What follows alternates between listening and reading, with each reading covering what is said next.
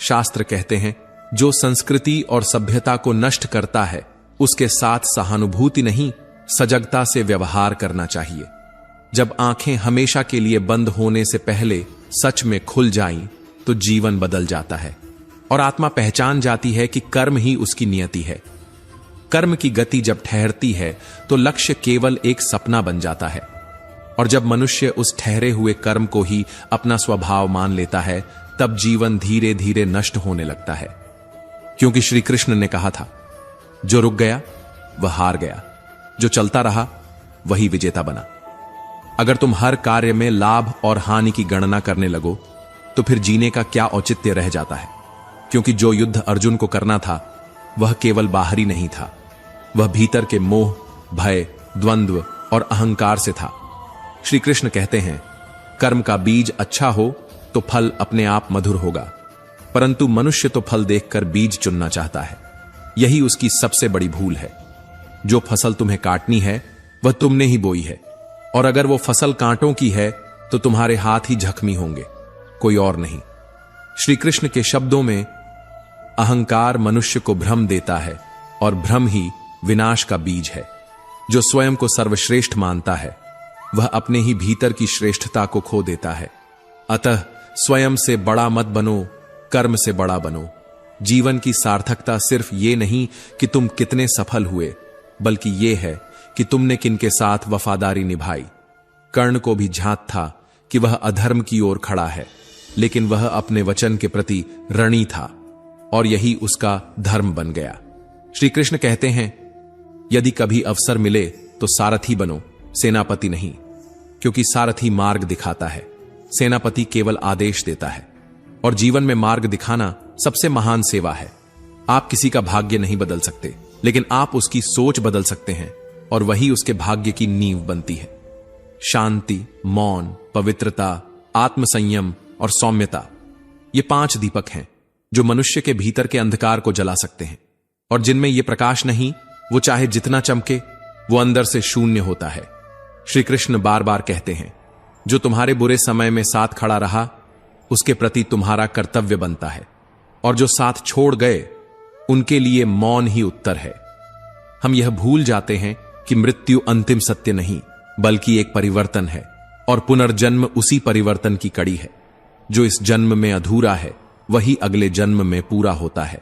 यदि कोई दुख में आत्महत्या करना चाहता है तो समझ लो कि उसने श्री कृष्ण को नहीं समझा। क्योंकि बैल भी अपनी इच्छा से मर नहीं सकता, फिर तुम कैसे अधिकार मांग सकते हो मृत्यु का। जीवन सुचारू रूप से चले, इसके लिए कर्म आवश्यक है, और यदि हम ही कर्म से भागने लगें तो यह सृष्टि नहीं रह जाएगी। इस संसार की व्यवस्था तभी तक है जब तक हम मोह और भय से नहीं, बल्कि धर्म और विवेक से कर्म करते हैं। और यही गीता का सार है, कर्म करो पर फल की चिंता मत करो, क्योंकि परिणाम अपने समय पर आएगा। श्री कृष्ण कहते हैं, कड़ी मेहनत ही सफलता का शॉर्टकट है। यह पंक्ति केवल एक कथन नहीं, एक जीवन का दर्शन है।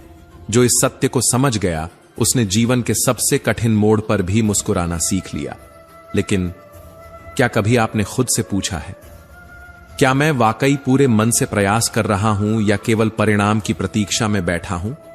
यदि नहीं, तो शायद जवाब में ही वो खामोश चीख छुपी है जो आपका भाग्य बदल सकती है। हर रिश्ता जो इस जन्म में मिला है, मां, पिता, भाई, बहन, जीवन साथी, कोई संयोग नहीं, सब पूर्व जन्मों के संचित बंधन हैं, जिनसे कोई वादा अधूरा रह गया था, कोई आरण बाकी था, कोई छाया पीछे चल रही थी। उन सभी को पूरा करने के लिए ही ईश्वर ने हमें फिर धरती पर भेजा। और जब कोई कहता है मुझे न्याय नहीं मिला, तो शायद उसने समय की चाल को समझा नहीं। क्योंकि कुछ कर्म आग की तरह होते हैं, तुरंत जलाते हैं, और कुछ बर्फ जैसे धीरे धीरे गलते हैं पर अंत तक असर छोड़ते हैं। राम ने बाली को छिपकर मारा था तो कृष्ण बनकर उसी के तीर से मृत्यु पाई। यह ईश्वर का न्याय था, क्योंकि कर्म बूमरैंग है, ना ये कभी खत्म होता है, ना माफ होता है, केवल वापस आता है। गाय का बछड़ा हजारों गायों के बीच भी अपनी मां को पहचान लेता है, वैसे ही कर्म भी अपने कर्ता को पहचानता है, ढूंढता है और लौटता है। अगर आपने किसी की मदद की है तो वो मदद कभी गुम नहीं होती, वो लौटती है, ईश्वर के किसी अनदेखे हाथ के जरिए। कभी रास्ते का कांटा हटा देती है, कभी समय से पहले बारिश बनकर बरस जाती है। यह ब्रह्म का सौंदर्य है जो तुम्हारे कर्मों को अनदेखा नहीं करता। और हां, अगर तुमने किसी से लिया है और लौटाया नहीं, तो अगली बार तुम उसकी सेवा में जन्म पाओगे, नौकर बनकर, पालतू बनकर। क्योंकि आरण अनंत में भी पीछा नहीं छोड़ता। इसलिए सेवा करो, दान करो, पुण्य करो, क्योंकि यही तुम्हारे कर्म बंधनों की जंजीरें काटता है। नहीं तो ये बंधन तुम्हें जन्म दर जन्म नाम और रूप बदलकर उसी पीड़ा में घसीटते रहेंगे। कर्म 3 प्रकार के होते हैं, प्रारब्ध, संचित और क्रियमाण। जिसका फल तुरंत मिलता है वो क्रियमाण, जो जमा हो चुका है वो संचित, और जो अब प्रारंभ हो रहा है वही प्रारब्ध।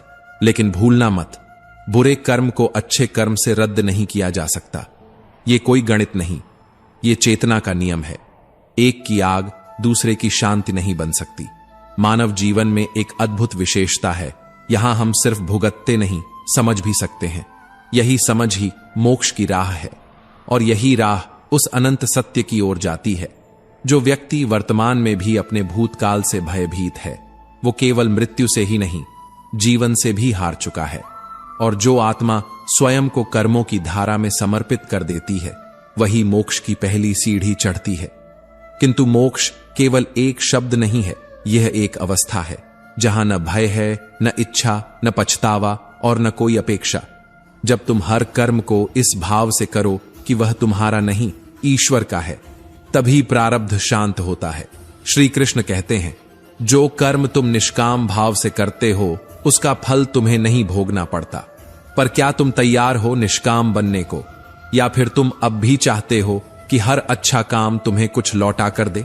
जो मनुष्य यह समझ लेता है कि मुझे कुछ नहीं चाहिए, मैं केवल निभा रहा हूं, वही धीरे धीरे अपने संचित कर्मों को शून्य की ओर ले जाता है। लेकिन यह शून्यता भी आसान नहीं होती। यह तपस्या है, यह मौन का संगीत है, यह वो अग्नि है जिसमें स्वयं को जलाना पड़ता है। कर्म कभी मिटते नहीं। तुम जो सोचते हो वो भी कर्म है, तुम जो कल्पना करते हो वो भी कर्म है, यहां तक कि तुम्हारी खामोशी भी एक कर्म बन जाती है। और यही कारण है कि मोक्ष कोई इनाम नहीं, बल्कि एक उत्तरदायित्व है, एक शुद्धता की अवस्था जहां आत्मा केवल प्रेम बन जाती है। जीवन की सबसे बड़ी विडंबना यही है कि मनुष्य सरलता से जीवन जी सकता है, फिर भी वो जी नहीं पाता। हर क्षण अतीत की किसी गलती का बोझ लेकर जीता है, भविष्य की किसी अनहोनी से डरते हुए मरता है। जो गया वो लौट कर आएगा, जो है वो जाएगा। फिर भी हम शोक करते हैं, डरते हैं, बंध जाते हैं। बुद्धिमान न मृत्यु से डरता है न जीवन से, क्योंकि वो जानता है यह चक्र है, और चक्र का अर्थ है हर चीज वापस लौटेगी। श्री कृष्ण कहते हैं, मैं तुम्हारा अतीत नहीं बदल सकता, पर यदि तुम आज अच्छा करोगे तो मैं तुम्हारा भविष्य जरूर बदल दूंगा। सत्य ही वह नाव है जो हमें जन्म मरण के सागर से पार कर सकती है। ईश्वर हर वो बात सुनता है जो तुम नहीं कहते, इसीलिए वह भगवान है। यदि तुमने किसी की पीड़ा बांटी है तो जान लो, किसी और रूप में कोई तुम्हारी पीड़ा बांटेगा। यदि तुमने किसी का धन नहीं लौटाया तो समझो किसी जन्म में तुम उसकी सेवा करोगे। यदि तुमने किसी को बिना स्वार्थ के प्रेम दिया है तो निश्चिंत रहो, किसी न किसी रूप में वह प्रेम तुम्हारे भीतर लौट आएगा। पर यदि तुम सोचते हो कि कोई पाप तुम्हें छोड़ देगा तो तुम आत्मा के नियम को नहीं समझते। कर्म वही है जो गाय के बच्चे की तरह अपने कर्ता को हर जन्म में ढूंढ लेता है, और इसी क्रम में क्रियामाण कर्म से संचित कर्म बनते हैं, संचित से प्रारब्ध बनता है, और प्रारब्ध जीवन को दिशा देता है। लेकिन मनुष्य जीवन में विशेषता यह है कि यहां प्रारब्ध को सहन करते हुए नए कर्मों का सृजन भी होता है, जो अन्य योनियों में संभव नहीं। यही कारण है कि मनुष्य जीवन को मोक्ष की प्रयोगशाला कहा गया है। कर्मों का फल सिर्फ क्रिया पर निर्भर नहीं करता, बल्कि भाव पर भी निर्भर करता है। तुमने सेवा की या दिखावा, यही तय करेगा उसका परिणाम। श्री कृष्ण कहते हैं, कभी इसका दिल रखा, कभी उसका दिल रखा, इस कशमकश में ये तक भूल गए कि अपना दिल कहां रख छोड़ा था। कृष्ण कहते हैं, जो चुप रहकर भी सत्य को जीता है वही मोक्ष के योग्य होता है। और जो जीवन को शिकायत की तरह जीता है वो जन्म जन्मांतर तक उन्हीं शिकायतों के गर्भ में पलता रहता है। तुमने सेवा की पर उसका कारण भय था, तुमने पूजा की पर उसका आधार लोभ था, और जब तुमने प्रश्न किया कि तुम्हारी बेटी विकलांग क्यों है, तो क्या तुमने ये प्रश्न कभी अपने भीतर किया कि तुम्हारी आत्मा इतनी दुर्बल क्यों है? हर वो रिश्ता जो तुम इस जन्म में निभा रहे हो किसी अधूरे वचन का उत्तर है, और हर वो पीड़ा जो तुम्हारे हाथों में आई है वो किसी और के आंसुओं का परिणाम है। लोग वैसे नहीं होते जैसे तुम उन्हें समझते हो। यहां नकाब पहने लोग तो हर जगह हैं, पर जो खुद से भी बिना चेहरा ढके जीता है वो ही सच्चा है। तुम्हारी बेटी तुम्हारा कर्म है, उसका मौन तुम्हारा उत्तर है, उसकी आंखों में जो आंसू हैं वो ईश्वर की भाषा है जो तुम्हारे कानों से नहीं तुम्हारे अंतकरण से सुनी जाती है। कृष्ण ने कहा, जब मनुष्य अपने दुखों को प्रश्न बना देता है तब उत्तर जीवन नहीं देता, कर्म देता है, और जब मनुष्य मौन को साध लेता है तब उसका दूहक भी मोक्ष का द्वार बन जाता है। गांव में कोई नहीं जानता था कि वो लड़की जो चल नहीं सकती कितनी दूर तक देख सकती है। उसकी आंखों में जो स्थिरता थी वो कई तीर्थों से ज्यादा पवित्र थी, और उसके मौन में जो शब्द थे वो सारी भाषाओं से ज्यादा गूढ़ थे। अगर आपको कोई धोखा दे तो मत टूटा करो, क्योंकि ईश्वर कभी नहीं धोखा देता, और जो तुम्हें छोड़कर चला गया वो तुम्हारा नहीं था, तुम्हारे कर्मों का अध्याय भर था। महात्मा ने कहा, तुम्हारी बेटी कोई सजा नहीं है, वो तुम्हारे सुधार का माध्यम है। जिस दिन तुम उसे बोझ नहीं आशीर्वाद मान लोगे उसी दिन ईश्वर तुम्हें अपने निकट बुला लेगा। और ये जीवन ये सिर्फ एक कहानी नहीं, एक पुनरावृत्ति है जहां पात्र बदलते हैं पर संवाद वही रहते हैं। जिसे तुम आज दुख कह रहे हो वो कल किसी और के जीवन का उत्तर बनेगा। जो इंसान अपने कर्मों को दोष नहीं देता वो भगवान को भी दोष नहीं देता, और जो भगवान को दोष नहीं देता वो जीवन को समझना शुरू कर देता है। हर वो इंसान जो तुम्हें चोट देता है वो दरअसल तुम्हारे अहंकार पर वार करता है ताकि तुम झुको, क्योंकि झुकना कोई हार नहीं, एक तपस्या है जहां मनुष्य स्वयं से मिलने निकलता है। महात्मा की वो आंखें बंद हुई थीं, पर उसने देख लिया था वो सब जो तुमने ना देखा। वो जान गया था कि जीवन तुम्हारा नहीं, तुम्हारे ही कर्मों का पुनरावृत्त पाठ है। और फिर किसान चुप रहा। उसकी पत्नी की आंखों से बहती धाराएं थम गईं, पर बेटी मुस्कुरा रही थी, क्योंकि उसने समझ लिया था कि वो किसी की गलती नहीं, ईश्वर की योजना है। और दोस्तों, जब तुम समझ लेते हो कि तुम स्वयं एक योजना हो, तब तुम किसी से शिकायत नहीं करते। यहां लोग अच्छाई का अभिनय करते हैं पर खुद को अच्छा बनाना भूल जाते हैं। तुम्हारे कर्म तुम्हारी सबसे बड़ी पूजा है, और तुम्हारी नीयत तुम्हारी सबसे बड़ी तपस्या। कभी किसी को दुखी करके सुख की उम्मीद मत रखना, क्योंकि विधाता की आंखें हर क्षण जागती हैं। तुम सोचते हो तुम्हें क्यों मिला ये जीवन, पर सच्चाई यह है कि तुम्हारे जैसे को ही दिया गया ताकि तुम उस दुख को समझ सको जो कभी किसी और को तुमने दिया था। कृष्ण कहते हैं, मैं तुम्हारा अतीत नहीं बदल सकता, पर यदि तुम वर्तमान में सही हो जाओ तो मैं तुम्हारा भविष्य संवार दूंगा। और इसीलिए जब मनुष्य समझ जाता है कि उसके दुख ही उसके उत्तर हैं, तब उसे प्रश्न करना बंद हो जाता है और वो मौन में ईश्वर को पा लेता है। जिसने कभी किसी के दिल को पत्थर की तरह तोड़ा था, उसी को आज अपने टूटे हुए दिल को सहलाना पड़ा। जिसने किसी की पीड़ा को मजाक समझा था, वही आज अपनी वेदना की गंभीरता में डूब गया, क्योंकि समय मौन नहीं रहता, कर्म गूंगे नहीं होते, और भावनाएं कभी मरती नहीं हैं। ये कहानी शुरू होती है अंत से। एक बार की बात है नहीं, एक बार की बात नहीं, ये तो बहुत जन्मों से चलती हुई सजा है, जहां आंसू शब्द नहीं बोलते, जहां पीड़ा पुकार नहीं बनती, और जहां मुस्कान भी केवल एक दृश्य है आंतरिक त्रासदी को ढकने का। वो जब मेले से लौटी थी तो मासूम थी, थकी हुई थी, लेकिन खुश थी। पर जिसने छड़ी उठाई थी वो गुस्से में नहीं था, वो अपने पिछले जन्म का हिसाब चुकता कर रहा था। वो छड़ी नहीं थी, वो एक बीज था जो इस जन्म में फल बनकर सामने आया। तुम्हें दर्द हुआ ना, उतनी ही तकलीफ उसे तब भी हुई थी जब तुमने उसके पैरों की हड्डियां तोड़ दी थीं, क्योंकि तुम्हारा गुस्सा उस दिन मौन नहीं था, और उसकी चुप्पी आज भी बोल रही है। वो तुम्हारी बहू थी, अब तुम्हारी बेटी बनकर आई है। अब वो तुम्हें रुलाएगी, ठीक वैसे ही जैसे तुमने उसे रुलाया था। अब तुम्हें भी अपने हाथों से खाना खिलाना पड़ेगा, ठीक वैसे ही जैसे उसने चुपचाप तुम्हारे घर का भोजन बनाया था। क्योंकि कर्म लौटते हैं, भले ही देरी हो जाए, भले ही जन्म बदल जाए, पर हिसाब पूरा होता है। जो हम दूसरों को देते हैं वो लौट कर आता है, कभी आंसुओं की शक्ल में, कभी रिश्तों की सजा में, कभी पुत्री बनकर, कभी बीमारी बनकर। श्री कृष्ण कहते हैं, हे अर्जुन, मन को मेरे हवाले कर दो, बुद्धि को मुझ में समर्पित करो, फिर कोई भी पीड़ा तुम्हें छू नहीं पाएगी। क्योंकि जो आत्मा कृष्ण में स्थित है वो छल, धोखे और माया से अछूती हो जाती है। लेकिन हम क्या करते हैं? हम दूसरों पर अंधा भरोसा करते हैं। जिसे सबसे ज्यादा चाहते हैं वही हमें सबसे गहरा जख्म देता है। क्योंकि कलयुग में प्यार का मतलब फायदा है और भरोसे का अर्थ उपयोग। लोग तब तक तुम्हारे साथ रहते हैं जब तक उनका मतलब पूरा नहीं होता, और जब मतलब खत्म होता है तो उनकी आवाज बदल जाती है, उनकी नजरें बदल जाती हैं और उनका व्यवहार अनजान सा हो जाता है। इसीलिए समझदारी सबसे बड़ा धर्म है। जिस दिन तुमने किसी को अपने दिल की चाबी दी, उसी दिन तुमने अपना दुख न्यौछावर कर दिया। इसलिए अब वक्त है कि तुम अपने भीतर उतर जाओ। तुम्हारा सबसे सच्चा साथी तुम स्वयं हो। यह जीवन एक महाकाव्य है जहां हर पात्र पूर्व जन्म का अधूरा श्लोक है, और हर बार जो पीड़ा मिलती है वो केवल दंड नहीं, वो स्मृति है कि तुमने क्या बोया था। अब तुम सोच रहे होगे, क्या मैं वो गाय हूं जिसकी सेवा का फल है ये जीवन?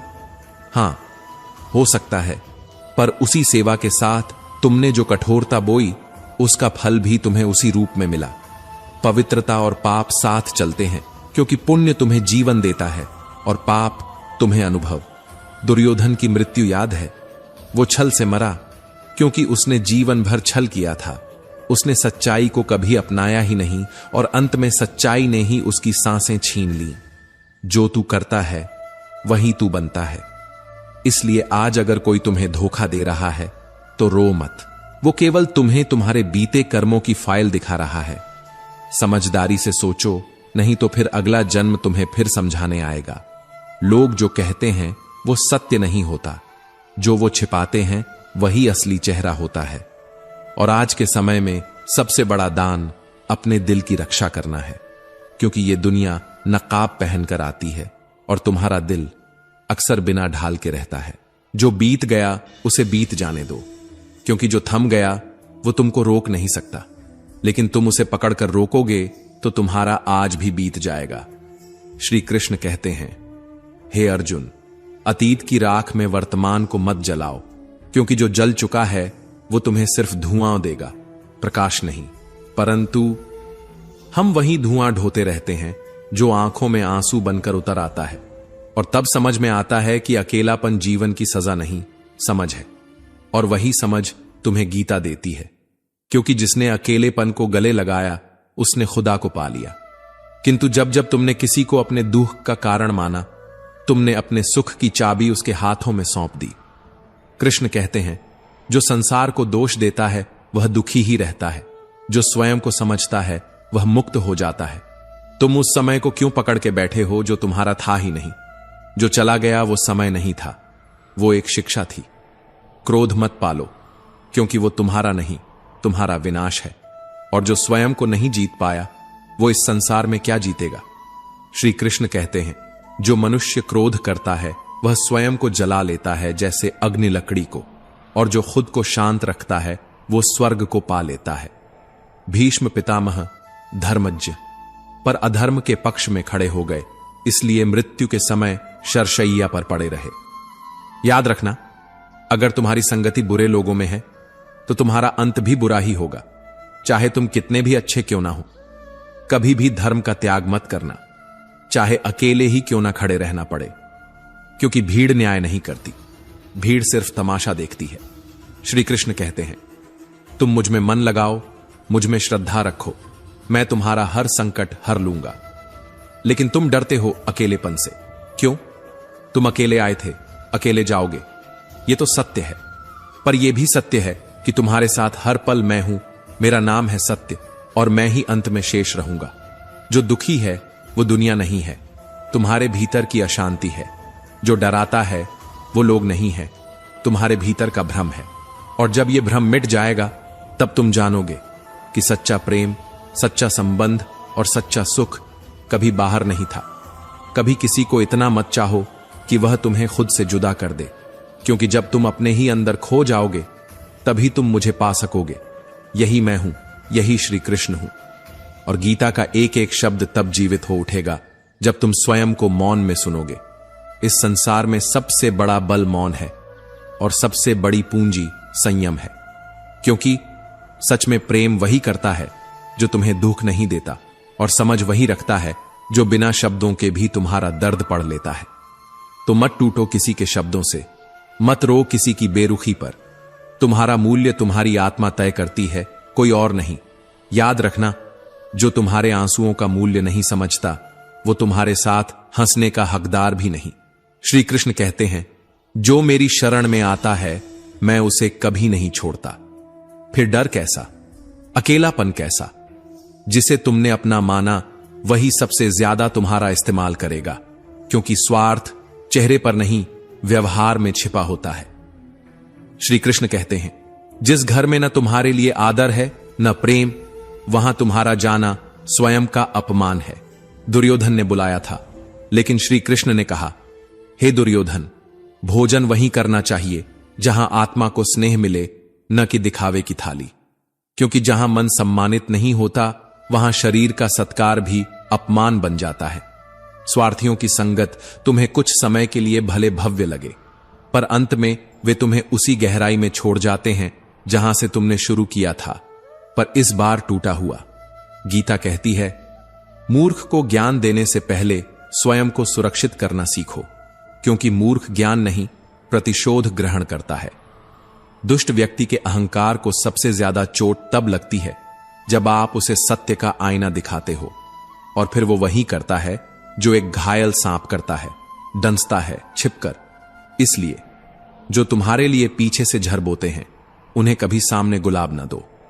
श्री कृष्ण कहते हैं, मन यदि अशांत हो तो व्यक्ति स्वयं अपने दुख का कारण बन जाता है, और जब मन शांत हो जाए तो परमात्मा उसी मन में बस जाता है।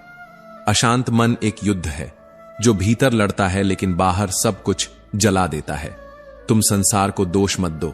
जब तक तुम्हारा मन स्वयं को नहीं जीतता तब तक तुम कोई युद्ध नहीं जीत सकते।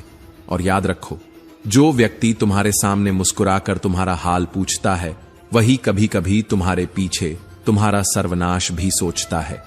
प्रेम वह नहीं जो शब्दों में हो, प्रेम वह है जो मौन में भी स्पष्ट हो।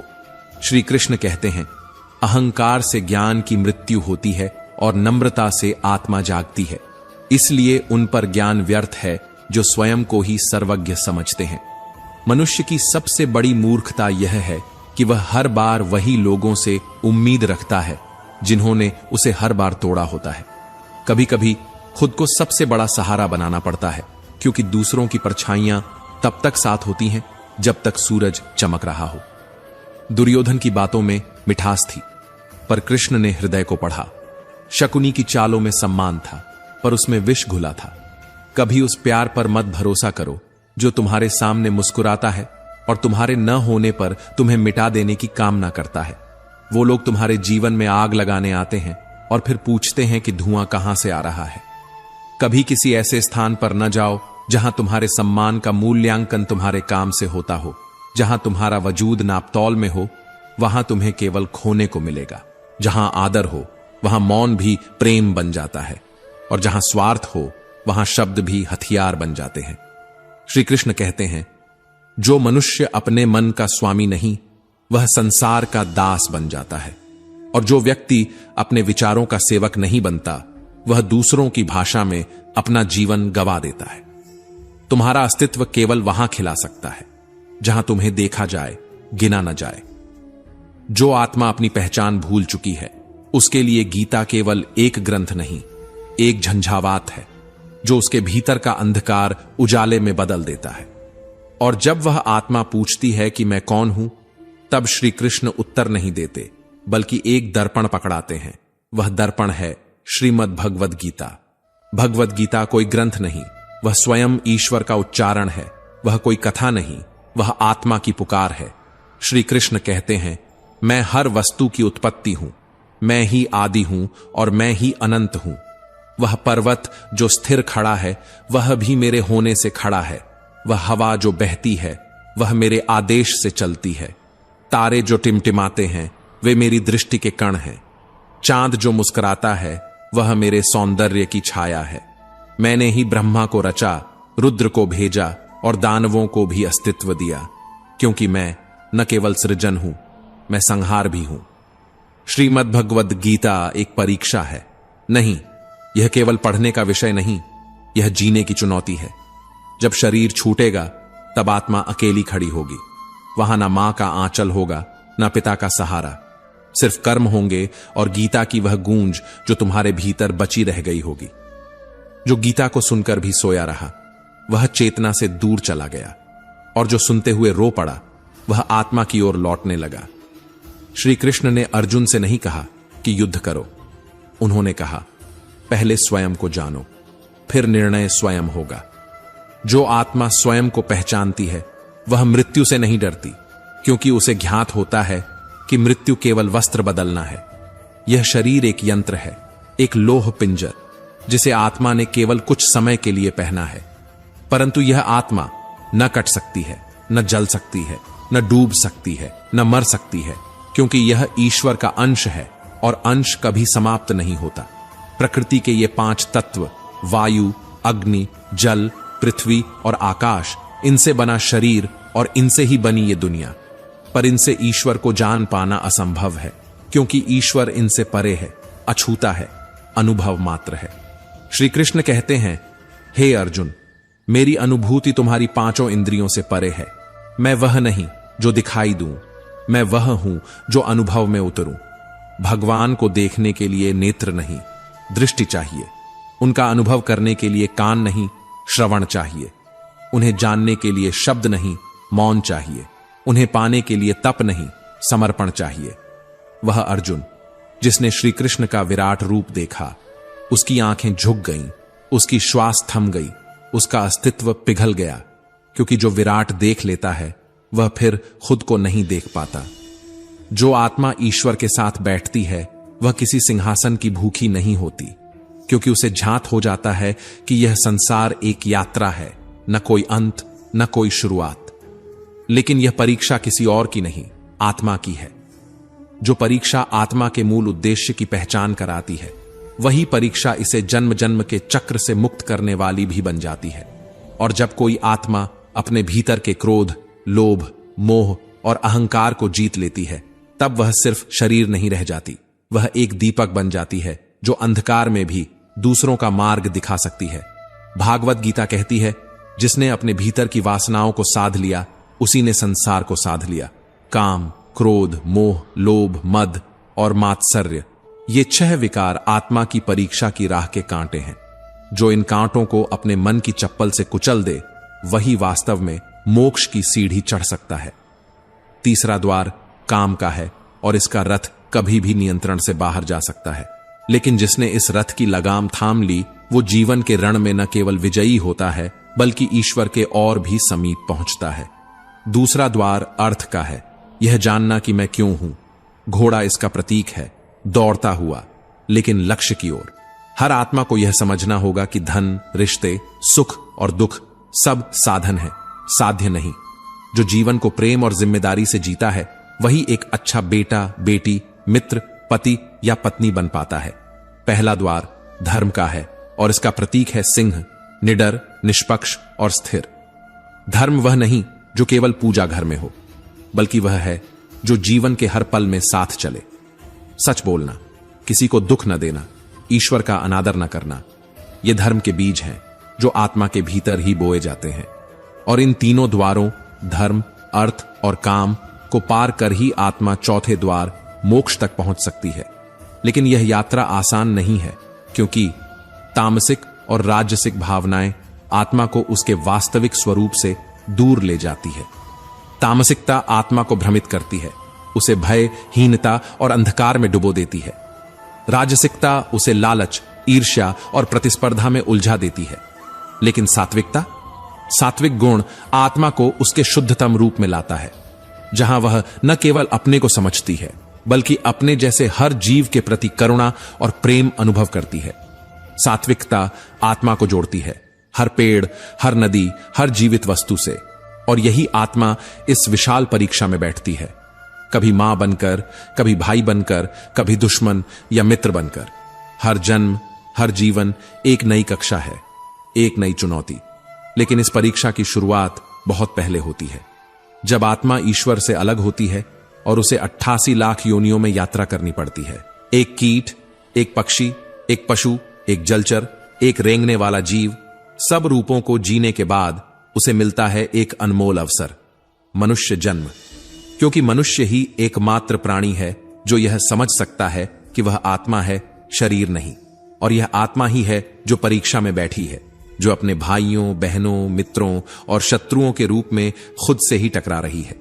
यह परीक्षा अनोखी है, क्योंकि प्रश्न भी तुम्हारे हैं, उत्तर भी तुम हो, शत्रु भी तुम हो और रक्षक भी। हार भी तुम्हारे भीतर है और विजय भी। और जब कोई आत्मा सत्य और धर्म के मार्ग पर डगमगाए बिना चलती है, वह परीक्षा नहीं देती, वह परमात्मा के समीप पहुंचती है। मृत्यु के बाद आत्मा उस शरीर से भी मुक्त हो जाती है जिसे उसने कभी अपना समझा था। जिस घर को उसने बनाया वो अब किसी और का होता है। जिन रिश्तों के लिए उसने जीवन बिताया वे अब बस स्मृति बनकर रह जाते हैं। जिन भावनाओं में वह डूबी रही, अब वे लहरें शांत हो जाती हैं। परंतु आत्मा का सफर वहां समाप्त नहीं होता, बल्कि वहीं से प्रारंभ होता है एक और दायित्व, एक और परीक्षण, एक और निर्णय, जहां न कोई झूठ चलता है, न कोई बहाना, जहां केवल कर्म गूंजते हैं, नग्न, निर्वस्त्र, स्पष्ट। और फिर अच्छे कर्मों के लिए आत्मा स्वर्ग में जाती है, वहां थोड़े समय के लिए विश्राम करती है। वहीं दुष्कर्मों के लिए नरक की अग्नि उसे जलाती है। पर सजा भी शाश्वत नहीं होती, क्योंकि ईश्वर न्यायपूर्ण है, न कि प्रतिशोधी। और फिर उसे भेजा जाता है इस धरती पर पुनः, एक नया शरीर, एक नया मस्तिष्क, एक नई चेतना, पर वही पुराना लक्ष्य, मोक्ष। हर बार, हर जन्म में आत्मा को टकराना होता है उन्हीं 4 स्तंभों से, धर्म, अर्थ, काम, मोक्ष। पर क्या हर कोई इन्हें समझ पाता है? धर्म, जिसका प्रतीक है सिंह, वह साहस जो सत्य की रक्षा करता है। धर्म का अर्थ सिर्फ पूजा नहीं, वह है झूठ से बचना, छल से दूर रहना और अपने अंतरात्मा की आवाज को पहचानना। अर्थ, जिसे दर्शाता है घोड़ा, वह दौड़ जो जीवन में अर्थ खोजती है। लेकिन अर्थ सिर्फ धन नहीं है, अर्थ है उस रिश्ते का जो तुमने बचाया, उस बच्चे का हाथ जो तुमने थामा। अर्थ है वह मुस्कान जो तुमने किसी और के चेहरे पर लाई। काम, जिसका प्रतीक है मृग, वह लालसा जो मनुष्य को झुकाती भी है और जला भी सकती है। काम, क्रोध, लोभ, मोह, अहंकार, ईर्ष्या, ये सब मिलकर इंसान को पराजित कर सकते हैं यदि वह सतर्क न रहे। पर जो इन पर नियंत्रण पा ले वह राजा भी होता है और योगी भी। और अंत में मोक्ष, जिसका प्रतीक है हाथी, भारी, स्थिर पर शांत।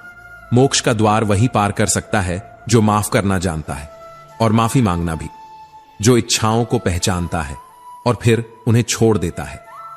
भागवत गीता कहती है, तुम्हारी इच्छाएं ही तुम्हारा बंधन है और तुम्हारा त्याग ही तुम्हारी मुक्ति। और इस जीवन में भी परीक्षा वही है, लेकिन परीक्षक हर बार मौन होता है। जवाब तुम्हें स्वयं लिखने होते हैं। भगवान को पाने के 3 मार्ग हैं, कर्म से, मन से, हृदय से। कर्म योग, जहां वाल्मीकि रामायण रचते हैं, जहां श्रवण कुमार अपने अंधे माता पिता को 4 धाम की यात्रा कराता है। राजयोग, जहां मन की शक्ति से ध्यान किया जाता है, जहां विवेकानंद, परमहंस और शंकराचार्य चक्रों की अग्नि में तपकर परमात्मा से मिलते हैं, जहां श्वास साधना बन जाती है और साधना ईश्वर का नाम। और फिर भी आत्मा हर जन्म में यही सोचती है, क्या इस बार मैं मुक्त हो पाऊंगा? क्या इस बार मुझे मोक्ष मिलेगा? या फिर वही परीक्षा, वही भूले, वही चक्र। लेकिन जीवन का सौंदर्य ही यही है, यह कभी समाप्त नहीं होता। यह परीक्षा अनंत है, पर हर प्रश्न का उत्तर प्रेम है।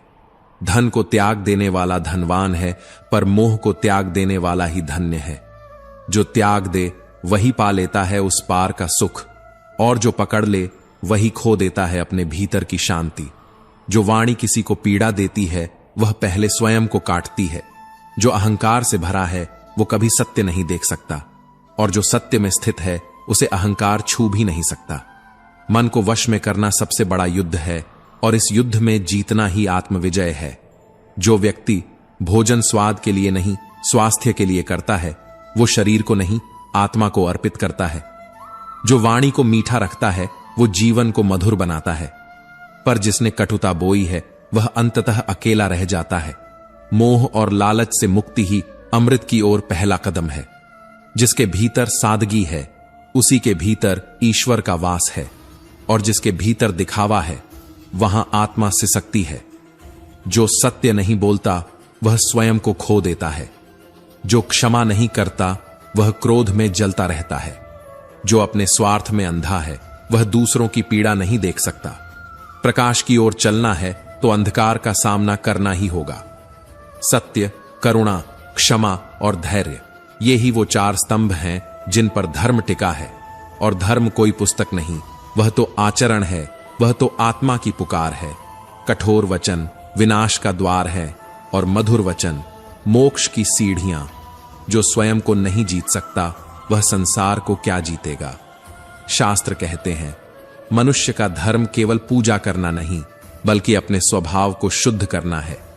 जो व्यक्ति दुखी को आश्रय देता है, भूखे को भोजन और प्यासे को जल, वह स्वयं ईश्वर को अर्पण करता है। और जो केवल दिखावे में उलझा है वह तो मृत्यु से पहले ही मर जाता है। सत्य केवल बोला नहीं जाता, उसे जिया जाता है। वेद कहते हैं सत्य ही ब्रह्म है और झूठ अंधकार। जिसे सत्य मिल गया उसे ब्रह्म मिल गया, और जो झूठ के पीछे भागा वो पुनर्जन्म के चक्र में भटकता रहा। बुद्धि से ईश्वर नहीं मिलता, न ही तर्क से। श्रद्धा से मिलता है, तप से मिलता है, मौन से मिलता है। संसार वृद्ध हो रहा है। मृत्यु हर दिन समीप आ रही है। रातें बीतती हैं और दिन बस खो जाते हैं, पर जो जाग गया वही जीवन को जान गया। गरीबी को स्वेच्छा से अपनाना कोई दुर्बलता नहीं, वह तो सन्यास की पहली सीढ़ी है। जो अपने भीतर की भूख को जानता है वही दूसरों की पीड़ा को समझ सकता है। वो जो सबसे कम चाहता है वही सबसे अधिक पा लेता है। अहंकार दिखाना आत्मा का अपमान है। दूसरों को छोटा समझना स्वयं को खो देना है। जो मृत्यु से डरता है वह अमृत को समझ ही नहीं सकता। मृत्यु केवल देह का अंत है, आत्मा तो चलती रहती है। हर जन्म, हर मृत्यु, हर देह बस परीक्षा के चरण हैं। जो समय बर्बाद करता है वह जीवन को खो देता है। जो अपने कल्याण के लिए नहीं जागा उसका जागना व्यर्थ है। इच्छाओं से भरा मन कभी शांत नहीं होता, पर जिसने इच्छाओं को भस्म कर दिया वो अमर हो गया। उसके लिए स्वर्ग या नरक कुछ भी मायने नहीं रखते, क्योंकि वह स्वयं में मुक्त है। जो मनुष्य संयम रखता है उसी में ईश्वर उतरता है। जो ईर्ष्या और द्वेष से दूर रहता है वही आत्मज्ञानी बनता है। सच यही है, मुंह का फल मृत्यु है और मौन का फल अमृत। राज्य को संतुलन में रखने में कोई झिझक नहीं होती, क्योंकि जहां पलड़ा न्याय का होता है वहीं असली सामर्थ्य होता है। पर क्या आपको पता है, एक धनवान व्यक्ति सबसे अधिक डरता है मौत से, खो देने से, अकेले रह जाने से। जितना अधिक संग्रह उतना अधिक भय। मनुष्य की इच्छाओं की कोई सीमा नहीं होती, और उन्हीं इच्छाओं का पीछा करते करते वह अपने ही जीवन से हार जाता है। भगवान श्री कृष्ण कहते हैं इच्छाओं को पूरा करने के बजाय उन्हें त्याग देना ही सच्ची मुक्ति है। त्याग केवल वस्तुओं का नहीं, बल्कि उस मोह का जो मन को बांधता है। त्याग से आत्मा को परम सुख की अनुभूति होती है, और यह त्याग ही है जिससे मनुष्य परम आदर्श को प्राप्त कर सकता है। परम सुख उस मन को मिलता है जो शांत है, जो अव्यवस्थित नहीं, जो अनावश्यक बातों में उलझा नहीं, और जो सांसारिक मोह के भ्रम से परे हो चुका है। जो सत्य में स्थित हो गया है वही वास्तव में सुखी है। हर खुशी 2 प्रकार के लोगों को मिलती है। एक वो जो मूर्ख हैं, जिन्हें न समझ है न चिंता, और दूसरे वे जिन्होंने ज्ञान के परम प्रकाश को आत्मसात कर लिया है। बीच में फंसे वे लोग जो न पूर्ण अज्ञान में हैं न पूर्ण ज्ञान में, वही सबसे अधिक दुखी होते हैं। जो स्वयं को व्यर्थ की चिंता में घुलाता है वह धीरे धीरे अपनी सारी शक्ति खो देता है। ईर्ष्या, द्वेष और आलस्य ये आत्मा के शत्रु हैं।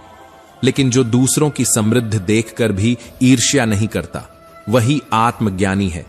जो धर्म कहीं से भी सुनकर सीखने को तैयार है, जो आलसी नहीं, जो समय पर अपने कर्तव्य पूरे करता है, वही अपने भाग्य का निर्माता है। और वही वह व्यक्ति है जो वास्तव में खुश कहलाने योग्य है। कई बार चुप रह जाना ही सबसे बड़ा उत्तर होता है। एक चुप रहने वाला 100 को पराजित कर सकता है। पर क्या हमेशा चुप रहना उचित है? श्रीमद् भगवद गीता कहती है, जहां अधर्म बढ़ रहा हो, जहां पाप सिर उठा रहा हो, वहां मौन रहना मौन नहीं, अपराध होता है। जब हम अत्याचारी के आगे चुप रहते हैं तो हम उसे बल दे देते हैं। हम सोचते हैं विवाद से बच जाएंगे, लेकिन हमारी खामोशी ही उस अन्यायी की ताकत बन जाती है।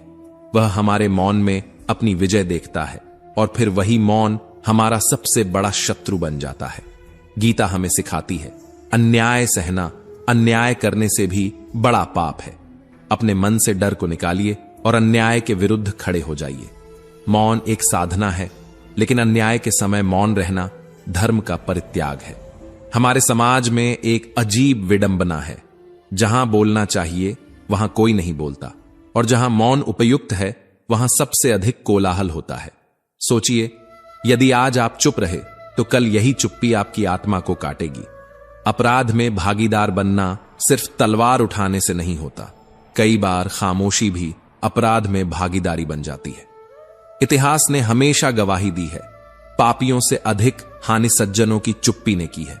बोलना एक कला है, लेकिन मौन भी एक शक्ति है। किसी मूर्ख से बहस करना समय की बर्बादी है, लेकिन जहां सत्य को कुचला जा रहा हो वहां चुप रहना आत्मघात है। रिश्ते भी इन्हीं दोनों के बीच पनपते हैं, कब चुप रहना है और कब बोलना है। यह जानना ही जीवन की सबसे बड़ी समझदारी है। यदि आप सोच समझकर बोलते हैं, अगर अनावश्यक बातों से बचते हैं, तो आपका मन शुद्ध और ऊर्जावान बना रहता है, और तब आप जान पाते हैं असली शक्ति बाहरी नहीं, भीतर होती है। और यही भीतर की शक्ति है जो हमें उस परम सत्य की ओर ले जाती है, जहां न डर है न मोह है, केवल शांति है। शब्दों से भरी दुनिया में चुप रह जाना भी एक कला है, और हर कला में तपस्या छुपी होती है। मौन कोई खालीपन नहीं है, ये उन उत्तरों की ध्वनि है जो शब्दों से कभी कहे नहीं जा सकते। जो चीखता है वो सुनाई देता है, पर जो मौन है वही महसूस किया जाता है। जब आप अपनी आत्मा की आवाज सुनना शुरू करते हैं तो बाहरी शोर से बहस की जरूरत नहीं रहती। बहस से कोई नहीं जीतता, केवल शांति हार जाती है। और जो व्यक्ति चुप रहकर सुन लेता है वो शब्दों से ज्यादा समझ लेता है। तर्क में शौर्य है, पर मौन में सार है। यदि कोई तुम्हें मूर्ख समझता है क्योंकि तुम मौन हो, तो मुस्कुरा देना, क्योंकि उन्होंने अभी ज्ञान को नहीं छुआ। मौन अज्ञान का आवरण नहीं, वो ज्ञानी का आभूषण है। वाणी रजत है, परंतु मौन वह तो कंचन है। श्री कृष्ण कहते हैं, जिसने मौन को साध लिया उसने जीवन की सबसे कठिन साधना कर ली, क्योंकि चुप रह जाना तब जब हक हो बोलने का यह साहस है, और वही व्यक्ति भीतर से सशक्त होता है। शब्दों से दिल तोड़े जाते हैं, पर मौन आत्मा को जोड़ता है। कभी कभी सबसे बड़ी बातें वहीं होती हैं जहां कुछ कहा नहीं जाता। वो चुप रहकर किसी की बात सुन लेना, वो अपनी कमियों को बिना कहे समझ लेना, यही आत्मविकास की ओर पहला कदम है। मौन वह नींद है जो आत्मा को तरोताजा करती है। जो व्यक्ति अपने गुस्से को चुपचाप निगल सकता है वो सबसे बड़ा विजेता है, क्योंकि जीतने के लिए चिल्लाना नहीं, संयम चाहिए। अपने भीतर के शोर को शांत करो, दुनिया का शोर फीका लगने लगेगा। यदि तुम नहीं चाहते कि लोग तुम्हें कम आंकें, तो कम बोलो, गहराई में डूब जाओ। कम बोलने वाला मूर्ख नहीं होता, वो बस अपने विचारों को सुरक्षित रखता है। कभी सोचो, क्या तुम सच में चुप हो या अंदर ही अंदर टूट रहे हो? मौन वह भाषा है जो आत्मा से आत्मा तक जाती है। कभी मौन तुम्हें खुद से मिला देता है, कभी ये तुम्हें दूसरों से बचा लेता है। शब्द तीर हैं, पर मौन एक ढाल है। जो चुप रहता है वो कमजोर नहीं, वो उन बातों से ऊपर उठ चुका है जिन्हें कहने की जरूरत नहीं। कम बोलो, क्योंकि जो ज्यादा बोलते हैं वो अक्सर खुद को खो देते हैं।